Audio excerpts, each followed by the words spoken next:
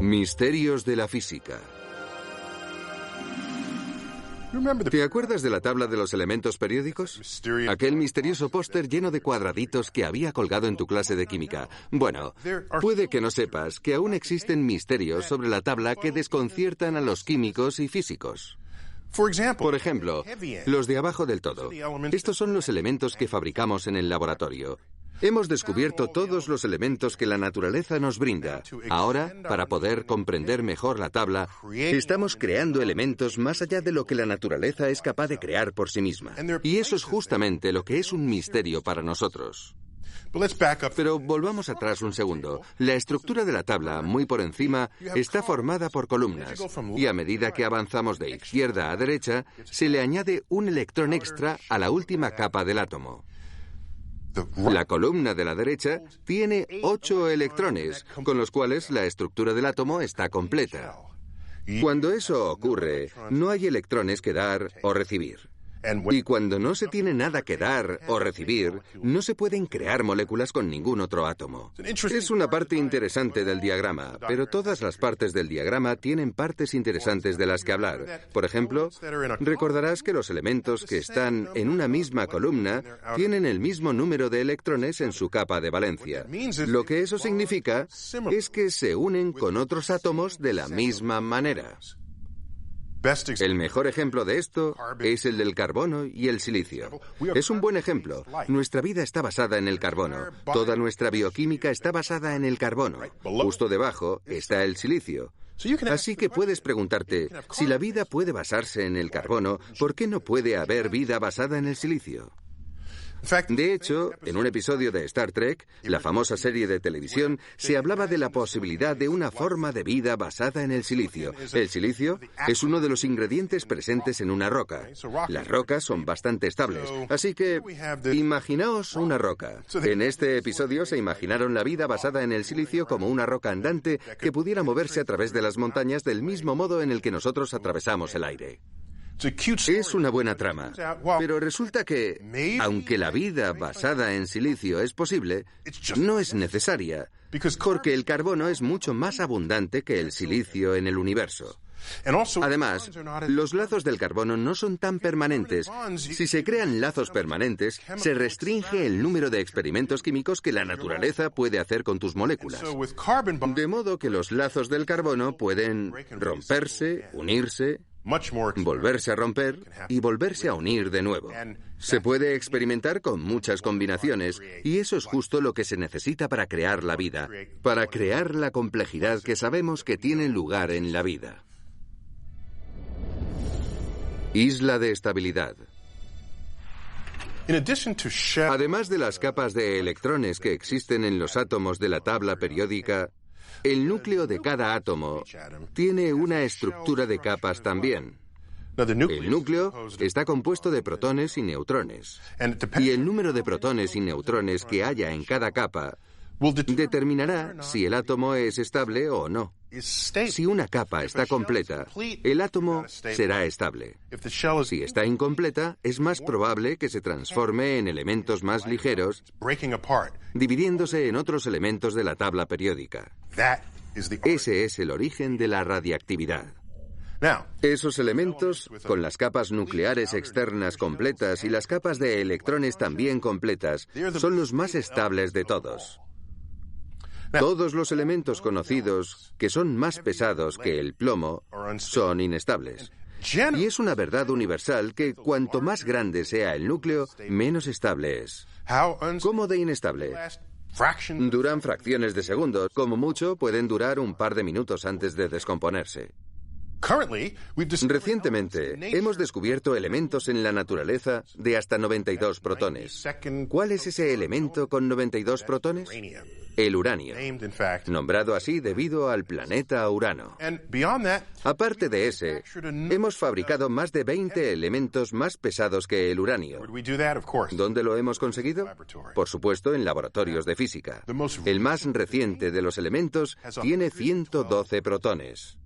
Creado en laboratorios, se llama copernicio, llamado así, por supuesto, por Nicolás Copérnico, quien teorizó en el siglo XVI el modelo heliocéntrico del universo conocido.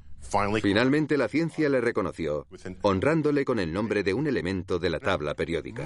Pues bien, la mayoría de los elementos de estructuras nucleares nos dice que los elementos con 120 protones o 126 protones y 184 neutrones podrían ser estables en periodos de tiempo prolongados, podrían sobrevivir días, incluso quizás siglos. Hemos fabricado elementos de hasta 118 protones, de modo que estamos en el umbral de esta mágica isla de estabilidad. Aún no lo hemos logrado, pero pensamos que estamos cerca, y con esto contradiríamos la idea tradicional de que los núcleos grandes son inestables. Nuestros modelos nos dicen que puede haber una comunidad de núcleos enormes igual de estables que cualquier otra cosa en la vida. Pues bien, si llegáramos a crearlos, ¿para qué emplearíamos esos elementos en nuestra vida cotidiana? Puede que sean tan exóticos que solo sirvan para saciar nuestra curiosidad. Eso ya lo hemos hecho con la mayoría de elementos descubiertos en la tabla periódica. Por ejemplo, ¿quién habría pensado que el germanio, un semimetal oscuro descubierto en la década de 1880, acabaría convirtiéndose en el ingrediente crucial del desarrollo de los transistores 70 años más tarde? O elementos como el neodimio o el samario, durante siglos, fueron considerados meras curiosidades y acabaron siendo esenciales para la construcción de los poderosos imanes permanentes. O uno de mis favoritos es el americio, llamado así por América. Hemos descubierto muchos elementos aquí, así que este lo nombraron en honor a América. Fue descubierto en 1944. El americio acabó por convertirse, y lo sigue siendo actualmente, en el ingrediente activo por excelencia en los detectores de humo.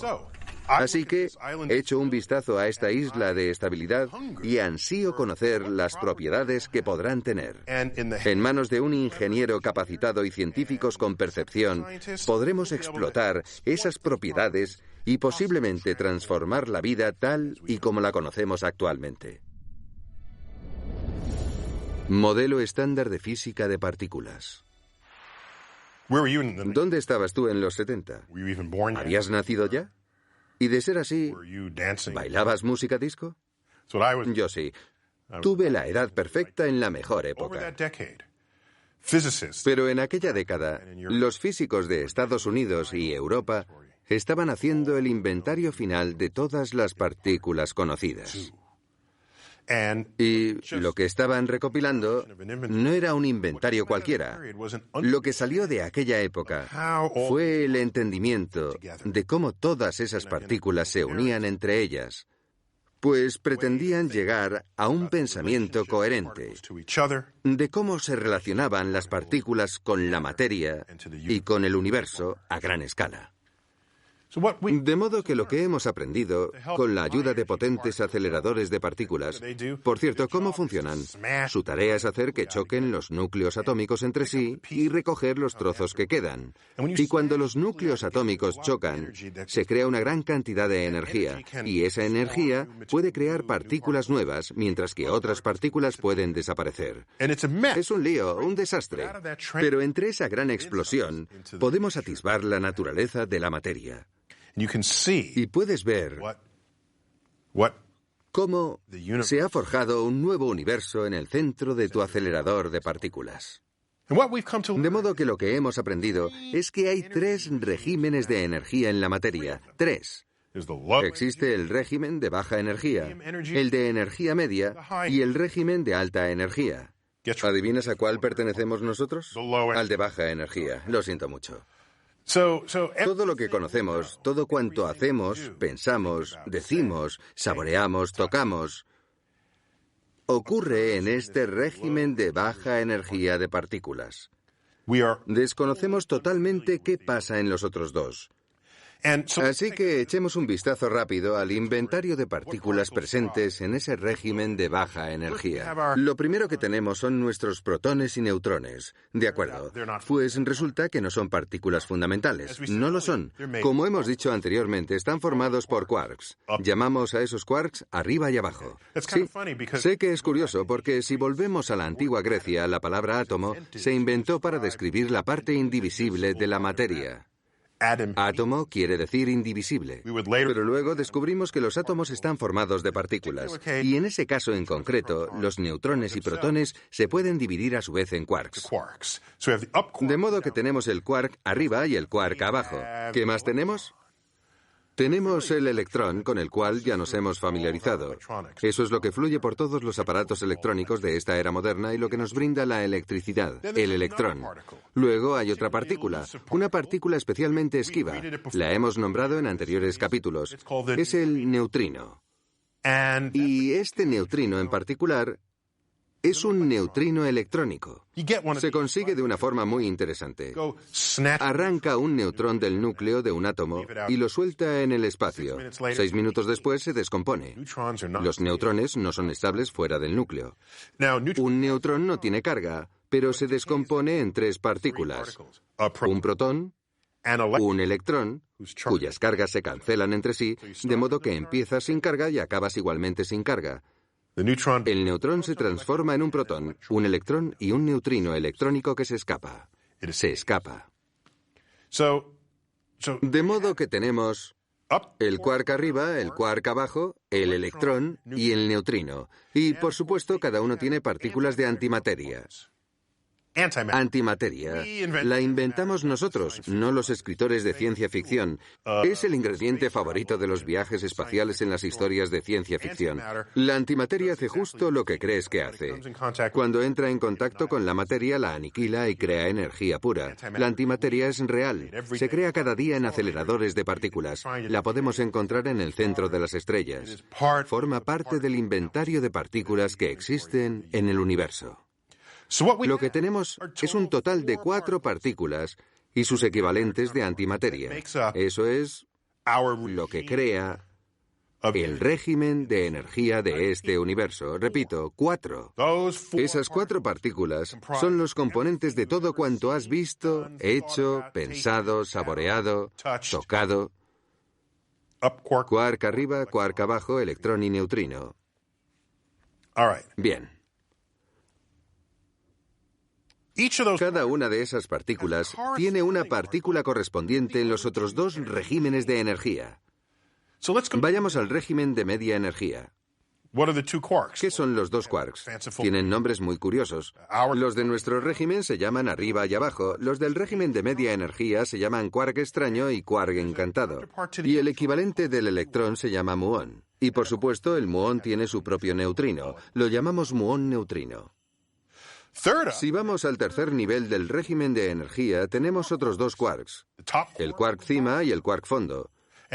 Y tenemos una tercera clase de electrón. La llamamos partícula tau, con su correspondiente tau neutrino. Tenemos 3 generaciones de pares de quarks y 3 generaciones de electrones con sus correspondientes neutrinos. Pues bien, entre estas partículas hay otras 3 partículas que transmiten fuerza. ¿De acuerdo? Otros 3 grupos de partículas que transmiten fuerzas. Están los fotones que transmiten fuerzas electromagnéticas. También los gluones, mis partículas favoritas. Los gluones transmiten fuerza nuclear fuerte. Esa fuerza es tan potente que mantiene unidos los protones en el núcleo contra su voluntad. De hecho, los gluones mantienen a los quarks juntos dentro de los protones y los neutrones. Los gluones. Luego está lo que llamamos la fuerza nuclear débil, propagada por lo que conocemos como bosones W y Z. Estas letras vienen del inglés. W viene de weak, que significa débil, y Z viene de zero, cero. Ahora vamos a añadirle el bosón de Higgs. El bosón de Higgs, al que a veces se llama la partícula de Dios. ¡Qué audaz! ¿Qué puede tener esta partícula para ser de Dios? Pues que mucha gente la considera como la partícula que impregna el campo que interactúa con la masa de todas las demás partículas. La masa de todas. Y lo hace de una manera interesante. Crea un campo, entonces la partícula intenta moverse a través de él. Y si encuentra resistencia cuando ésta es más alta, lo consideraremos masa elevada. Y si la partícula pasa sin ninguna dificultad, lo consideraremos masa baja. El bosón de Higgs, impregnando masa a todas las demás partículas. Así que ese, señoras y señores, es el modelo estándar de la física de partículas. El modelo estándar. Si le añadimos la gravedad, puesto que no he mencionado la gravedad todavía, si le añadimos la gravedad, veremos que este inventario engloba todo el universo conocido, todo entero, por completo. Pero tengo que sentarme para hablar de esto, porque se me plantean algunas preguntas cuando hablamos de este inventario. Y me pregunto, ¿por qué? ¿Por qué hay 3 regímenes de la materia y no 1 o 10? ¿Por qué hay 3? ¿Por qué las partículas tienen esas propiedades? ¿Y por qué hay partículas para empezar? ¿Son estas partículas esenciales? Creemos que sí. ¿O es que ellas mismas tienen una estructura aún no resuelta, infinita, con una estructura interna en lo más profundo? O quizás, aún más interesante, ¿existe un entendimiento más simple que seguimos eludiendo? Teoría de cuerdas. Quizás haya un entendimiento más profundo del universo que nos espera, a la vez que nos elude. Ahora mismo, hay todo un equipo de personas planteándose este mismo problema. Son los teóricos de cuerdas. Los teóricos de cuerdas. Y lo que esa idea ofrece es la esperanza, entre otras esperanzas, de unificar todas las partículas y todas las fuerzas de la física. ¿Y por qué iba a querer alguien hacer eso? Si nuestras descripciones de la naturaleza funcionan, ¿qué necesidad hay de tratar de simplificarlo aún más si no es solo por la elegancia en sí? Bien. Pues este ejercicio, esta necesidad de combinar todas las fuerzas de la naturaleza y todas las partículas en una comprensión única y coherente, ha sido una especie de santo grial desde que se empezó a estudiar el entendimiento de las partículas. Y de hecho, uno de los pioneros en esta práctica fue Albert Einstein. Después del gran trabajo que hizo con la relatividad, dedicó la mayor parte del resto de su vida a lo que se llamó la teoría del campo unificado. Esta teoría fue su intento de reunir todos los elementos de la física en algo que quizás pudiera representarse con una única ecuación. Por cierto, hay un gran antecedente para todo esto. En el siglo XIX, se suponía que la electricidad y el magnetismo eran entidades separadas y distintas hasta que se demostró que podían ocupar las dos caras de la misma moneda. Cuando se descubrió esto, la electricidad y el magnetismo se unieron en una sola palabra y de ahí es de donde nace el electromagnetismo. No siempre fue una única palabra. Comenzó como dos palabras distintas en el siglo XIX hasta que se conocieron más datos sobre la estructura de la materia y el comportamiento de la naturaleza. Mientras tanto, a finales de la década de 1960 y principios de los 70, se descubrió que la fuerza electromagnética compartía la misma moneda con la fuerza nuclear débil. ¿Qué salió de todo eso? Una nueva teoría en la forma de entender el universo que combina esas dos fuerzas.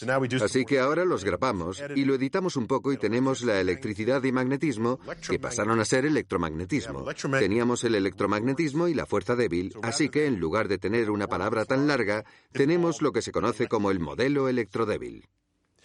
Así que, ¿por qué no seguir con esta gran tradición hasta que se descubra la fuerza de la naturaleza de la que se deriva todo lo demás? ¿Por qué no? ¿Vale? Sería un resultado fantástico, ¿no? Ahora, pensemos en ello.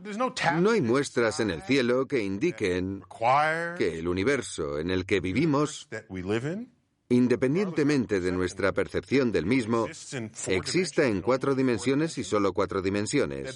Que se trate de 3 dimensiones espaciales, X, Y, Z, y por supuesto, la dimensión del tiempo T. En las últimas décadas, básicamente desde los albores de la teoría de cuerdas, se ha pensado que todas las partículas fundamentales que vemos y medimos no están separadas unas de otras.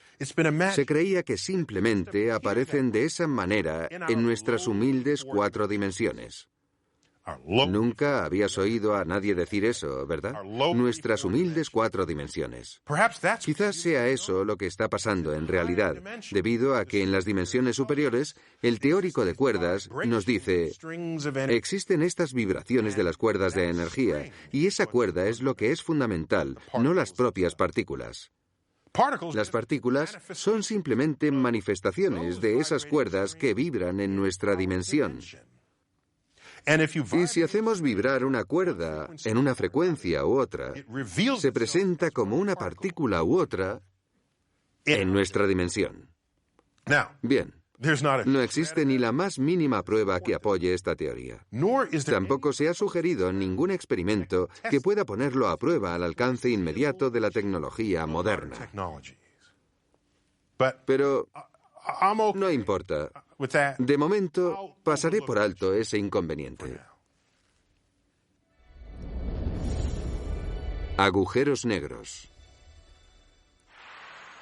Uno de los grandes misterios del universo, solo porque nos parecen fascinantes, es ¿cuál es la naturaleza de los agujeros negros? Los agujeros negros. A los niños les encantan los agujeros negros igual que les encantan los tiranosaurios. Supongo que es porque cualquiera de los dos puede comerte y cualquier cosa que pueda comerte te impone respeto. Los agujeros negros son consecuencia de la teoría general de la relatividad de Albert Einstein, y esa es su teoría de la gravedad. La teoría moderna de la gravedad, en la que se describe la gravedad no como una fuerza de la forma en que normalmente la concebimos, una acción a distancia. La gravedad es la curvatura de la estructura del espacio-tiempo. El espacio-tiempo, o lo que es lo mismo, nuestras coordenadas en el espacio combinadas con nuestras coordenadas en el tiempo. Puede sonar muy exótico, pero no lo es en realidad. Por ejemplo, no puedes fijar una cita con alguien en un lugar a menos que también hayas fijado una fecha concreta. Y nunca puedes quedar con alguien en un momento concreto a menos que haya un acuerdo sobre el lugar. Así que la intersección del espacio y tiempo ha estado con nosotros toda nuestra vida, incluso en nuestro idioma. No se da solo en nuestros pensamientos. Son dos conceptos que van fundamentalmente entrelazados, espacio y tiempo. Y todo este concepto de la teoría general de la relatividad nos lleva a una declaración fascinante, pronunciada por la comunidad de la relatividad, que resume lo que ocurre, que la materia le dice al espacio cómo curvarse, y el espacio le dice a la materia cómo moverse. Bien, lo que esto nos revela es que las regiones del espacio pueden tener una gravedad muy alta. La curvatura del espacio es tan profunda en su interior que si algo quisiera salir de esa curvatura, no podría. No podría. ¿Cuál es el límite? Resulta que hay una especie de zona en la que, incluso si se viaja a la velocidad de la luz, la energía es insuficiente para salir de esta zona. No se puede salir. Si tú estuvieras en esa zona, si la luz no es capaz de salir, y la luz es lo más rápido que conocemos, entonces nada saldría. Es oscuro y es un agujero. Por eso lo llamamos agujero negro. Pero aquí viene lo más interesante. Yo estoy en la Tierra. Puedo coger una piedrecita, tirarla para arriba, que volverá a bajar. Si la tiro más rápido, llegará más alto antes de volver a bajar. Existe una velocidad con la que puedo tirar esto, de tal manera que nunca regrese a la Tierra. Y se puede calcular, se puede experimentar. Se ha demostrado con las misiones a la Luna. Son 11,2 kilómetros por segundo. Yo no tengo la fuerza suficiente para hacerlo, pero prometo que si la lanzo a esos 11,2 kilómetros por segundo, saldría de la Tierra y no volvería nunca más. Esa es la velocidad de escape de la Tierra. Si un objeto se aproxima a las dimensiones de un agujero negro, entonces la velocidad de escape que se obtiene es más y más y más alta. Y del mismo modo en que puedo jugar a atrapar esta piedrecita o una pelota, En una superficie donde la gravedad sea muy alta, podría jugar a la pelota con un haz de luz. Porque ese es el camino que lleva la luz a través de la gran curvatura del espacio-tiempo en las proximidades de un agujero negro. Ahora, eso plantea algunos fenómenos interesantes. ¿Qué pasaría si caemos en un agujero negro? Te preguntarás. Y si no te lo preguntas, lo hago yo por ti. ¿Qué pasaría si te cayeras dentro? Bueno, vamos a lanzarnos con los pies por delante. Has caído dentro, eso es. Lo que ocurre es lo siguiente.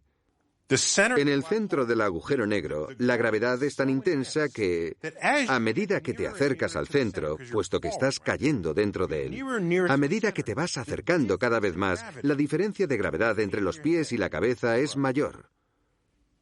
La diferencia de gravedad es enorme a medida que te acercas al centro del agujero negro. Esa diferencia en la gravedad es lo que llamamos la fuerza de marea. Y esa fuerza de marea tiene el poder de estirar las cosas. La fuerza de marea que ejerce la Luna sobre la Tierra estira los océanos, creando las mareas. Cuando hay marea alta o marea baja, la Tierra está amoldándose a las protuberancias que existen en el espacio. Hagamos un pequeño paréntesis. La gente se pregunta si las mareas producidas por la Luna afectan a nuestras cabezas. Porque en las mareas sube el agua y los biólogos nos dicen que nosotros somos agua en nuestra mayor parte. Pues sí, la fuerza de marea afecta a nuestra cabeza.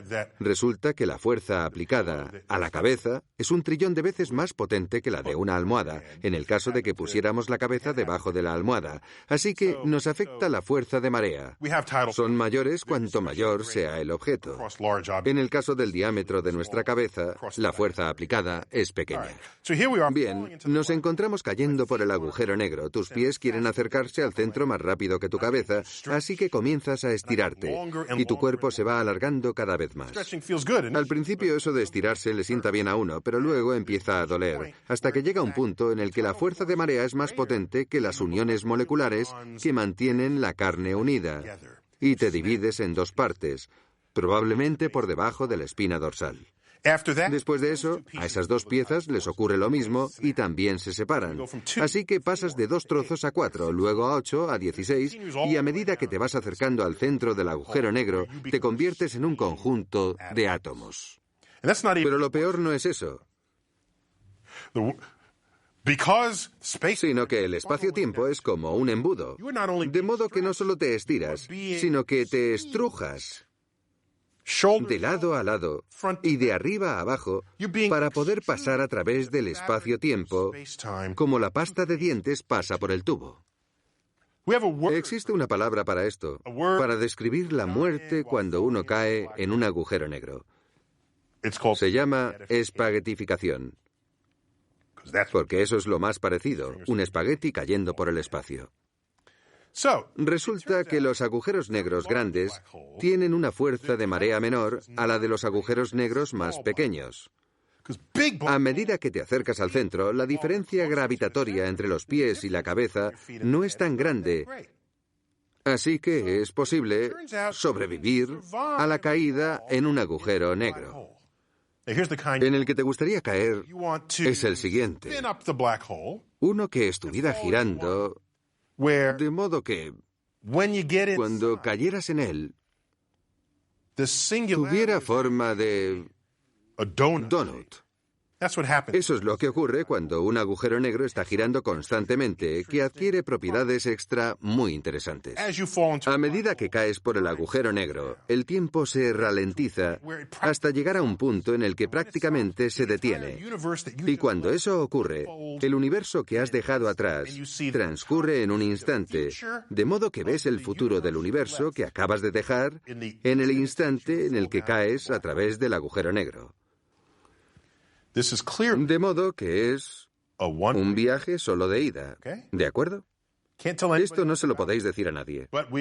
Eso nos lleva a pensar, haciendo cálculos de lo que podemos encontrar en el centro del agujero negro, que está en constante rotación, que existe otro espacio-tiempo completamente diferente que se acaba de aparecer ante ti. Un universo completamente nuevo que no es del cual provienes. De modo que si caes en un agujero negro en rotación para hacer este tipo de experimento solo de ida, puedes acabar en un universo totalmente distinto. ¿Has hecho alguna vez ese experimento? No. Funciona en la teoría. Así que aceptamos voluntarios. ¿Alguien quiere comprobar si esa teoría es cierta?